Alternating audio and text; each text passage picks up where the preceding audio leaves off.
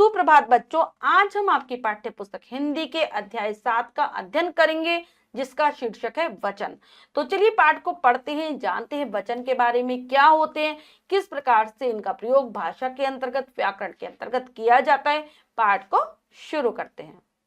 अध्याय 7 वचन, देखिए और समझिए। तो बच्चों यहाँ पर कुछ चित्र बने हुए हैं और उनके आगे शब्द लिखे हैं। चलिए देखते हैं, पढ़ते हैं और समझने का प्रयास करते हैं। तो सबसे पहला चित्र है गेंद, फिर गेंदे। गेंद, एक गेंद बनी हुई है और यहाँ पर बहुत सारी गेंदें बनी हुई हैं। गुब्बारा, गुब्बारे। पतंग, पतंगे। एक सेब, अनेक सेब। गिलहरी, गिलहरियां। गिलहरी बनी हुई है और गिलहरियां यानी कि काफी सारी गिलहरी बनी हुई है। ऊपर चित्रों में एक व अनेक संख्या का पता चल रहा है। तो हमने जो चित्र देखे, हमें क्या पता चल रहा है, या तो ये संख्या में एक है या फिर अनेक है। ठीक है, साथ ही साथ हम ये समझ पा रहे हैं कि जो शब्द संख्या गिनती बताता है वह वचन कहलाता है, क्योंकि हमने चित्रों के माध्यम से देखा ना कि या तो हमें एक चीज दिखाई दे रही है या फिर हमें अनेक चीज दिखाई दे रही है। तो जो संख्या को बताए, गिनती को बताए, वही व्याकरण में वचन है। अर्थात हम कह सकते हैं जिन शब्दों के द्वारा हमें एक या अनेक का पता चलता है उन्हें हम वचन कहते हैं। अब आता है वचन के भेद, यानी कि वचन कितने प्रकार के होते हैं। वचन के दो भेद होते हैं बच्चों। पहला होता है एक वचन।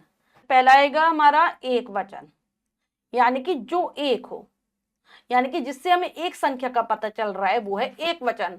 अब आता है बहुवचन, जो एक से अधिक हो, यानी कि जो भी चीज, चाहे वो वस्तु है, चाहे वो प्राणी है, चाहे वो स्थान है, अगर वो एक से ज्यादा है तो वो बहुवचन में आएगा।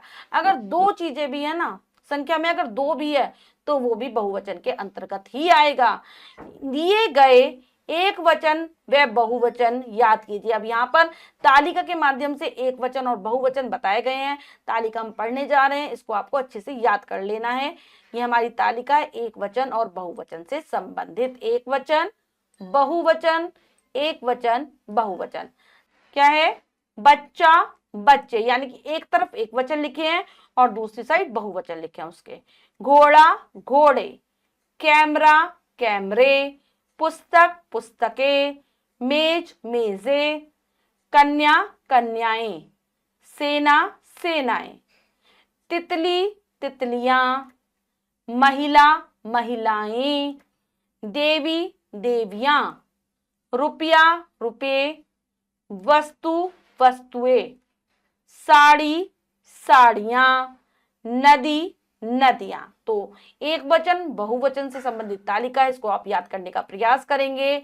बच्चों, हमने अच्छे से पाठ को समझकर जाना कि किस प्रकार से अगर संख्या एक हो तो वो एक वचन होता है, ज्यादा हो तो वो बहुवचन होता है, और जो हमें एक या अनेक का बोध कराते हैं उन्हें वचन कहा जाता है। अब करते हैं अभ्यास कार्य। आओ देखें क्या सीखा के कलम उठाइए में से। पहला प्रश्न है, एक वचन या बहुवचन लिखिए। तो चलिए लिखते हैं। जूते बहुवचन यहाँ पर लिखकर दिया है, आगे पढ़ेंगे। नाव, नाव क्या है? एक वचन, एक वचन। नाव क्या है? एक वचन। घड़ी, एक वचन। पौधे, बहुवचन। मटके, बहुवचन। चिड़िया, एक वचन।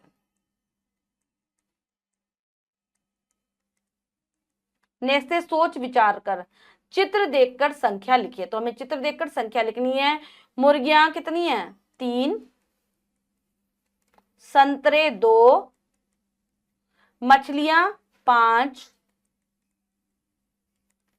तितलियां 3। तारे 3 और कुर्सी है 2।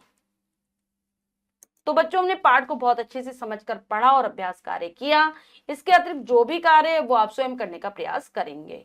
बच्चों, आज हमने पाठ के माध्यम से वचन के बारे में जाना, यानी कि शब्द का ऐसा रूप जो हमें संख्या के बारे में बताता है कि वो संख्या में एक है या अनेक है। उसको वचन कहा जाता है। आशा करती हूँ यह पाठ आपको बहुत अच्छे से समझ आ गया होगा। पाठ को फिर से जरूर पढ़ेंगे। मिलते हैं अगली कक्षा में नए पाठ के साथ। तब तक के लिए स्वस्थ रहिए, प्रसन्न रहिए। धन्यवाद।